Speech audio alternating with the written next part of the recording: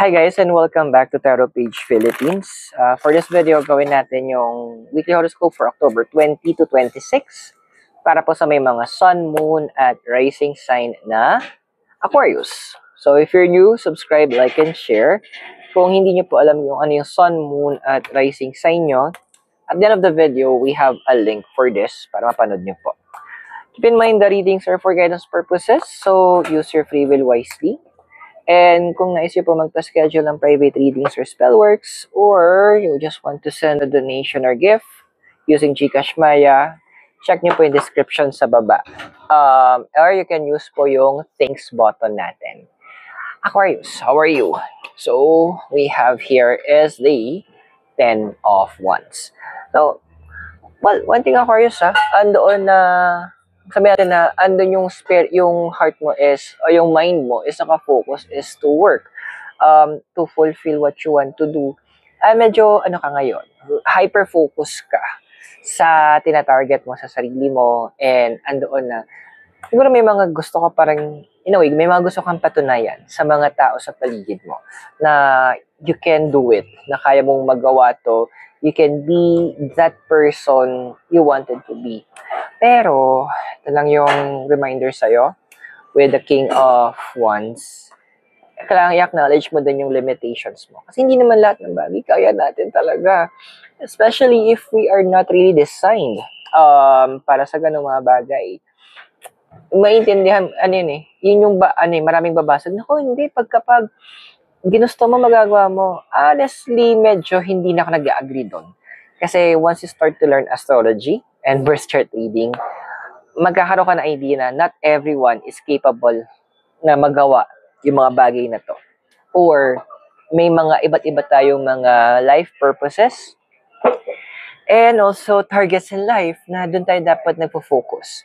So this actually, the first two cards is advising na medyo kailangan mong mag-review. Yung ginagawa mo ba ngayon, ano bang reason o ano ba yung dahilan dahil ginagawa mo siya? Gusto mo ba itong gawin dahil masaya ka? Or ginagawa mo to kasi gusto mong patunayan sa ibang tao na kaya mo? Kasi those two have different foundations. Focus on what makes you happy. Focus on what is fulfilling para sa'yo. Hindi dahil gusto mo lang gumante or ipamukha sa iba na kaya mo. Kasi, with your desire card, we have here yung 7 of Wands. So, yung card na to pinapaalala na you need to make sure that you need to rethink yung tina-target mo. Pag-isipan mo or review mo ba na ito ba yung bagay na dinedesire ko talaga para sa sarili ko?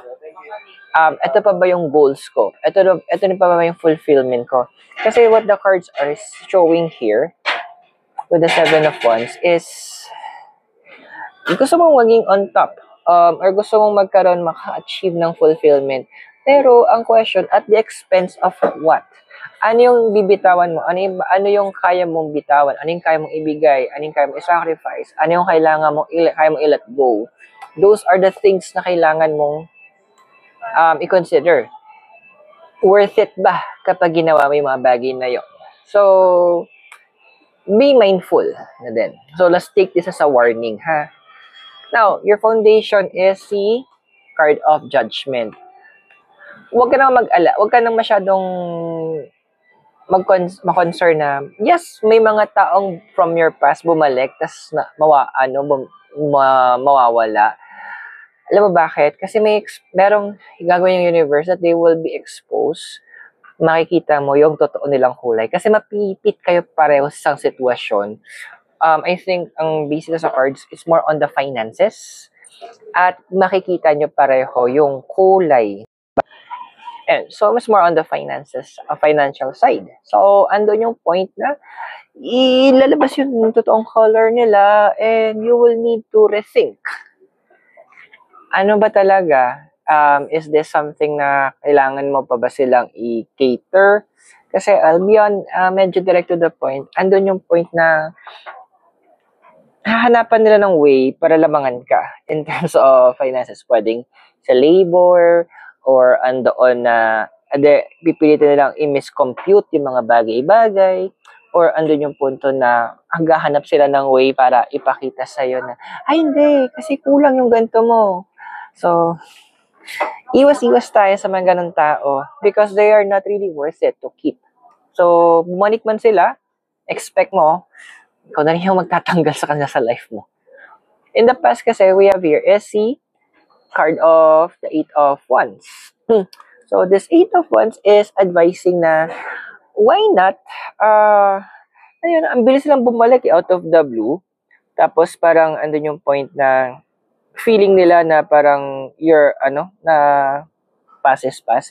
Pero I'll be honest, itong mga taong tumabalik na to, o yung mga bumalik from your past, naghanap lang sila ng way para, ano bang term to? Naghanap sila ng way para makagante. So, be mindful sa mga actions nila. Be mindful doon sa mga targets nila and how they position themselves. Kasi magsisimula yun sa mga little things. So, andoon yung point na hindi, magiging subtle. So, parang next thing you know, na yung finances mo medyo nako-cover na nila or nahuhutot na nila. So, yung mga tipong hanap na ng resibo. Kasi in the near future, sa'yo, we have here is the Page of Pentacles. So, the Page of Pentacles is also advising you na in terms of finances kasi, there will be some, hindi natin masabing problem, pero challenges. There will be some challenges in terms of your finances. I hope I'm wrong, pero this could be connected to possible sa health concerns. So, kung yung gano'n na, diretso na tayo ng doktor ha, kung mangyari man siya. Pero I'm still hoping that hindi siya mangyari. So, yung money mo, so andoon na, kung mangyari man siya, yung pera na dapat hinurbat ng mga taong to, or ng taong to, yun yung magagamit mo for yourself eh. But, kapag hinayaan mo itong mga taong to continue what they're doing, my dear, ikaw magkakaroon ng malaking problema. So, if you naka-resonate ka sa readings natin, don't forget to subscribe, like, and share. But for now, let's continue your readings. This is your emotion environment. We have here is the card of the Devil. So, the card of the Devil is actually saying then na you need to return to the basics. Your family. Andun Aquarius kasi marami sa inyo na parang siguro nasanay na lang na ay wala yung tatay, wala yung nanay, wala yung mga kapatid, tapos yung iba sa inyo ginagamit nyo yung friends nyo as supplementary ng mga family nyo. Ito na kasi yung moment na medyo hahaya ng universe that you need to return to them. Kasi andun yung moment na kailangan nila yung presence mo. And at the same time, you will be needing their presence. Mukhang dito yung tungkol siya sa future na ikaw. The Page of Pentacles. So, reconnecting with them will be a very important task right now. Now, sa physical environment mo, we have here is the Wheel of Fortune. Well, may mga possibilities that most of you, or marami sa inyo, medyo magsisimula ng mag-reconsider ng physical movements. So, relocation ang target. Some of you might even think or consider na lumipat ng work or residence.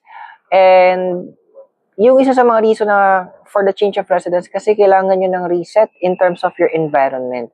And sa work naman, andun yung iba sa inyo na feeling nyo kasi hindi na worth it yung ginagawa nyo versus sa sinasweldo nyo or kinikita nyo.